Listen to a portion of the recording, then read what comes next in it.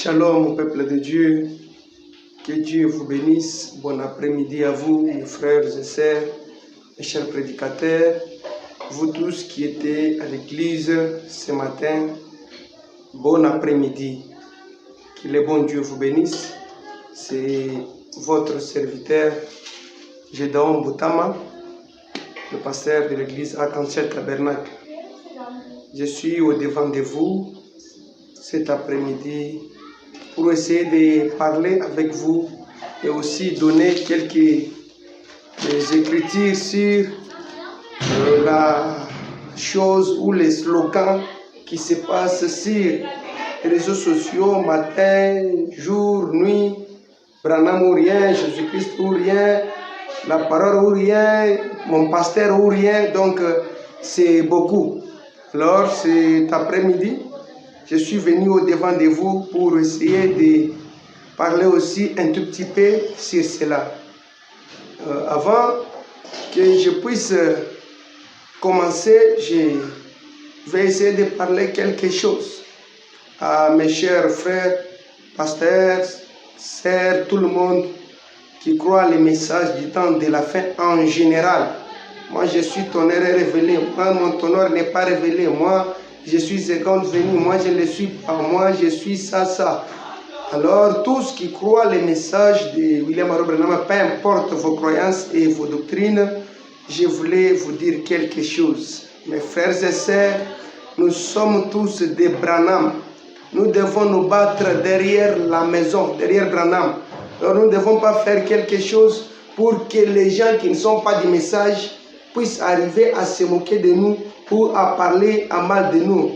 Comme Frère Branham le dit dans ses rangées du côté de Jésus, prêché le 1er juin 1962, paragraphe 94-95. Frère Branham dit: maintenant souvenez-vous, en faisant ceci,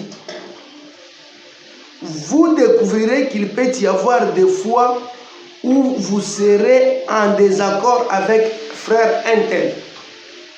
Vous serez en désaccord et parce qu'il ne croit pas comme cela, juste comme moi, je n'aurai pas. Alors, il y a quelque chose de faux en vous.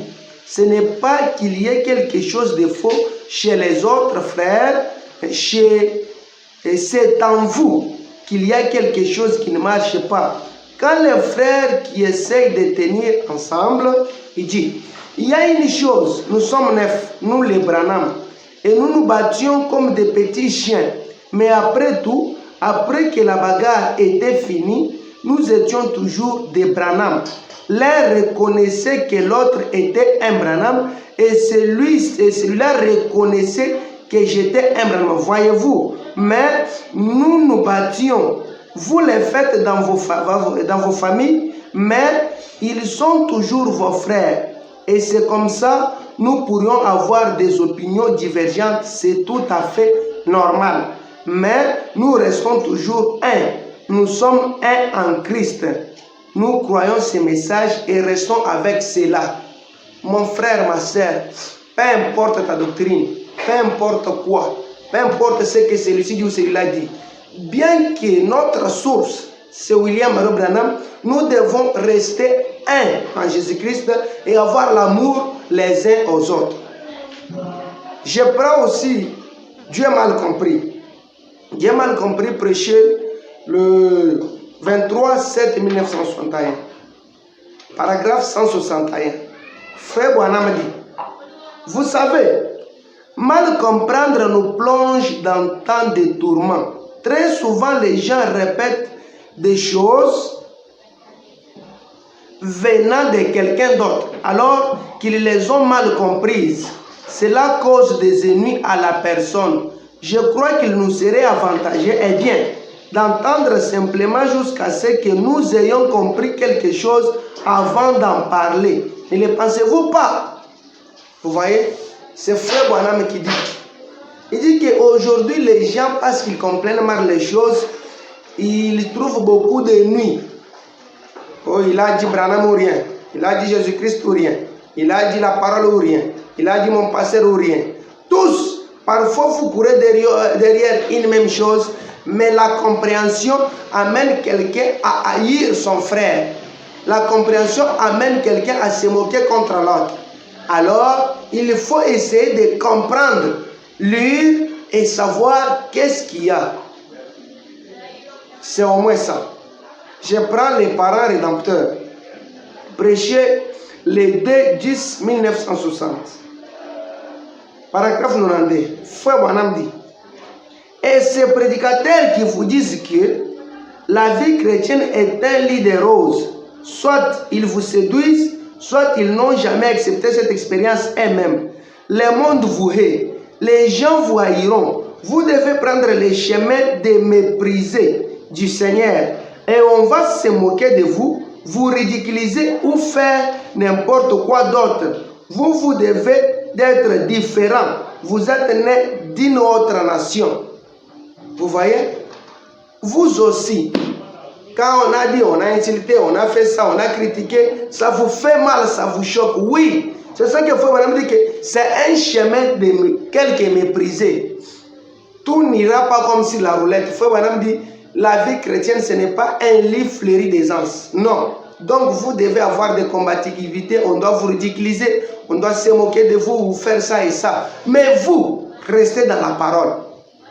Vous, faites ce qui vous semble être la parole. Je prends, quelle maison me bâtirez-vous? Parce que nous, je ne sais pas, je dirais aussi à la fin si moi c'est Branham ou rien, moi si c'est la Bible ou rien, moi si c'est la parole ou rien, moi si c'est mon pasteur ou rien, je ne sais pas. Mais nous lisons d'abord les Écritures. Quelle maison me bâtirez-vous? C'est prêché le 21-11-1965, paragraphe 23. Frère Branham a dit, même si le monde entier, peut-être vos meilleurs amis, pensent que vous êtes dans l'erreur, ce n'est cependant pas une erreur pour vous. Aussi longtemps que vous vous sentez qu'il y a quelque chose derrière cela, c'est Dieu qui vous conduit. Ce n'est jamais faux et cela réussira toujours parfaitement. Même si quelques amis disaient que vous êtes en erreur, parce que vous avez dit Branham ou rien. Même si quelques amis, le pasteur vous disait que vous êtes en erreur, parce que vous avez dit Jésus-Christ ou rien. Même si quelques amis, les pasteurs vous disaient oh, la parole ou rien, vous êtes en erreur. Tout ça, ce n'est pas mal, ce n'est pas bien. Mais vous, en tant qu'un enfant de Dieu, si vous sentez que ce que vous faites, c'est bon, continuez à le faire. Faites-le toujours parce que vous sentez que derrière, c'est Dieu qui vous conduit. Je prends aussi Actes chapitre 2. Maintenant, je dois arriver parce que je devrais d'abord vous dire ça pour que vous puissiez comprendre que le chemin que vous avez choisi, ce n'est pas un chemin facile. Dans Actes chapitre 15, verset 28, la Bible dit « C'est pourquoi je suis d'avis qu'on ne crée pas de difficultés à ceux des païens qui se convertissent à Dieu. Mais qu'on leur écrive, j'ai commencé à partir de 19, qu'on leur écrive de s'abstenir de suivre des idoles, de l'impudicité, des animaux étouffés et du sang.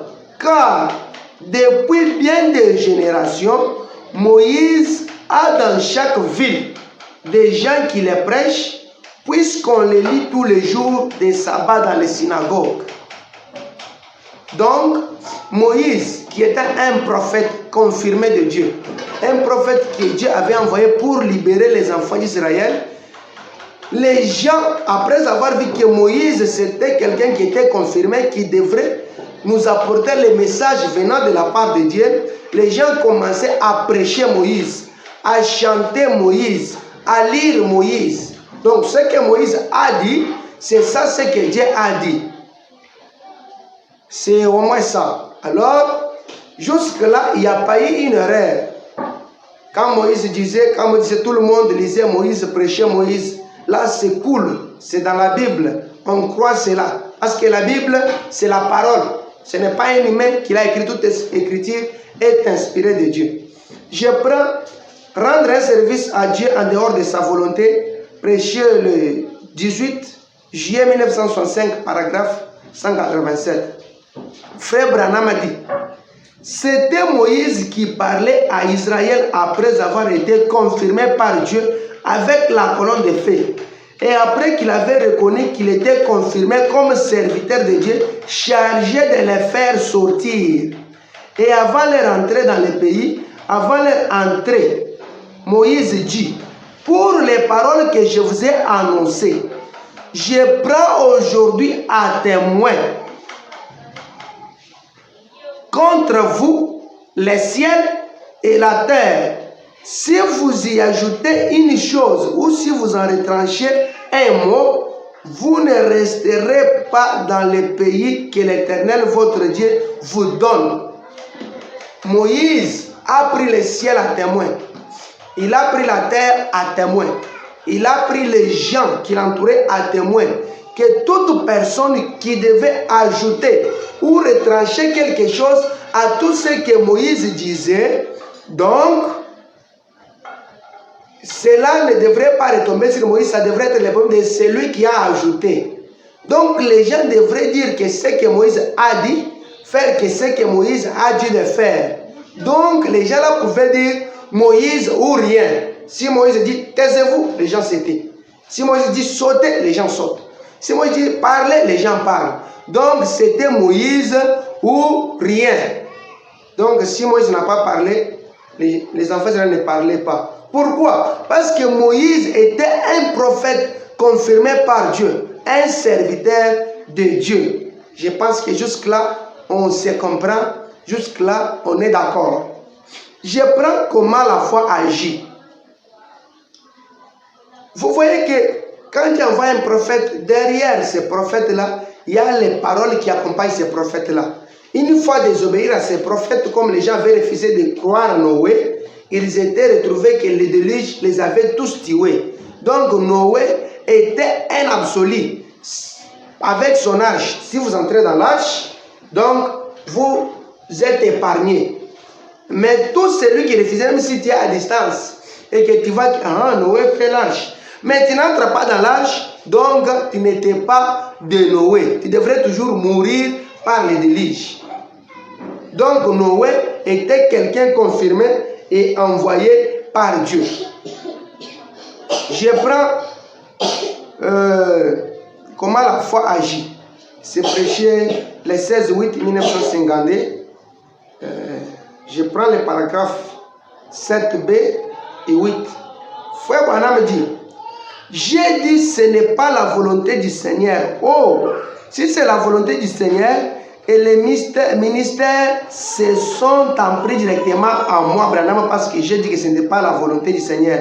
L'un de s'est avancé et m'a dit, frère Branham, pensez-vous pas que Dieu parle aussi à d'autres personnes à part vous? J'ai dit, c'est l'idée qu'avait Corée une fois, lorsqu'il s'est adressé à Moïse, la terre les a engloutis. Frère Branham était en train de dire, ainsi dit le Seigneur, sur ce que Dieu avait dit à Moïse et à Branham. N'allez-y pas là-bas comme ça, comme ça, comme ça. Quand Frère Branham a essayé de dire à ses frères, on veut que non, nous aussi nous avons le ministère, nous sommes aussi les gens que Dieu parle, la volonté de Dieu, la terre les a tous, donc ils ont eu les ennuis, il y a eu beaucoup d'ennuis qu'ils ont trouvés, ils ont fini par donner raison à Frère Branham que non, Frère Branham, ce que tu disais c'était la vérité. Vous nos anciens, vous nous avez enseigné que Amos 3:7 dit que car Dieu ne fait rien sans avoir révélé ses secrets à ses serviteurs les prophètes. Donc les secrets de Dieu sont révélés aux prophètes. Si un prophète dit quelque chose, c'est un secret de Dieu. Donc si un prophète parle de quelque chose, c'est Dieu qui a parlé au travers de lui. Il lui a révélé ses secrets pour que lui vienne aussi nous dire. Vous voyez ça? Que Dieu vous bénisse. Je suis vraiment très content parce que je parle de sa parole. Je prends la manière d'un vrai prophète. Écoutez ce que Frère Branham a dit. Il dit, mais vous voyez, ils ont tiré cela de la parole qui fait autorité et l'ont placé sous l'autorité d'un dogme établi par homme pour faire entrer de l'argent dans les églises parce qu'il regarde aux choses du monde, à l'église du monde, aux grandes puissances du monde, aux puissances politiques. Mais Dieu regarde à sa parole. Et toute parole contraire à la parole de Dieu est fausse. Pour moi, Branham, c'est la parole ou rien. Oui, monsieur, oui, monsieur. Là, c'est Frère Branham qui dit. Il dit, pour moi, Branham, c'est la parole ou rien. Peu importe l'argent, peu importe quoi. Moi, Branham, c'est la parole ou rien. Si les prophètes, c'est la parole ou rien. Donc, il prend la parole à Dieu, il prend le secret de Dieu, il vient, il donne la parole. Donc, nous devons croire à cette parole-là. Nous devons croire à ce que le prophète a dit. Donc, quand moi je crois à Branham, parce que lui croit à la parole, moi je n'ai pas péché. Si moi je crois à la parole, comme Branham croit à la parole, je n'ai pas péché. Alors la parole c'est quoi? La parole, c'est ça même le Seigneur Jésus-Christ, il est la parole. Donc celui qui croit à la parole, croit au Seigneur Jésus-Christ. Celui qui croit à Branham, il croit à la parole parce que la parole c'est le Seigneur Jésus-Christ. Celui qui croit à Branham, il croit en Jésus-Christ parce que c'est lui qui est venu avec et nous montrer Jésus ou nous apporter Jésus. Ce n'est pas pour dire que celui qui dit que Branham ou rien, non, croit, il adore Branham, je ne sais pas. Ce n'est pas pour dire que oh, celui qui dit Jésus ou rien, oh, il fait référence aux Juifs, non, je ne sais pas. Ce n'est pas pour dire celui qui dit la parole ou rien, oh, il le dit comme les païens et les pentecôtistes peuvent aussi le dire. Alors, tous les pentecôtistes disent Jésus-Christ ou rien. Et Jésus-Christ ou rien. Alors, nous les croyants du message, quelle différence y a-t-il entre nous et eux? Donc, nous ne sommes pas les Coréens et d'antan pour aussi voir ce que Dieu peut nous parler. Mais nous devons croire à ce que Moïse nous dit parce que nous lui faisons confiance qu'il vient de Dieu. Il faut maintenant me dire que la seule manière que je peux vous aider, c'est si vous me croyez. C'est si vous me croyez. Là, c'est Frère Branham qui dit. Je prends aussi le conflit entre Dieu et Satan. Frère Branham dit, peut-être ceux qui prêchaient le 31, 62, paragraphe 181, dit peut-être ceux qui croyaient pour ainsi dire Noé, en partie, sont peut-être venus là-bas et se sont tenus aux alentours de l'arche et ont dit, vous savez quoi? Il se pourrait que ces vieils hommes aient raison. Nous ferons mieux de nous tenir ici. Bon. Ensuite, ils ont vu une erreur. Les prophètes de Dieu ne commettent pas d'erreur. La parole de Dieu ne peut pas faillir. Frère Branham dit, les prophètes de Dieu ne commettent pas d'erreur. Toi qui vois les erreurs de Branham, toi qui es là pour voir les erreurs des prophètes, toi qui es là pour dire que oh, le prophète a commis des erreurs, il a dit que j'ai commis beaucoup d'erreurs, si je vivrai longtemps, j'en commettrai beaucoup de prises. Frère Branham a dit que mes erreurs vous servent de tremplin. Quand vous voyez l'erreur de Branham, c'est la parole de Dieu. Nous devons croire à cela. C'est ainsi, je vous dis, moi, votre frère qui suis ici devant vous, Gédéon, ceux qui disent Branham ou rien, Amen, que Dieu vous bénisse, vous êtes dans la parole. Ceux qui disent Jésus-Christ ou rien, Amen, vous êtes dans la parole. Ceux qui disent la parole ou rien, Amen, vous êtes dans la parole. C'est la façon dont je conclue. Alors ne le faites pas avec de mauvaises intentions pour soit mettre des querelles ou créer des troubles entre nous, les frères du message. Mais ceux qui disent Jésus-Christ ou rien, ou Jésus ou rien, ne pensez pas à un Jésus juif. Parce que dans la petite Bethléem, paragraphe 127, Frère Branham dit, moi, Branham, je n'adore pas un juif, mais j'adore Jésus-Christ. Quand j'adore la parole qui est manifestée aujourd'hui, c'est là où nous adorons Jésus. Que Dieu vous bénisse. C'est votre frère Gédéon Mboutama.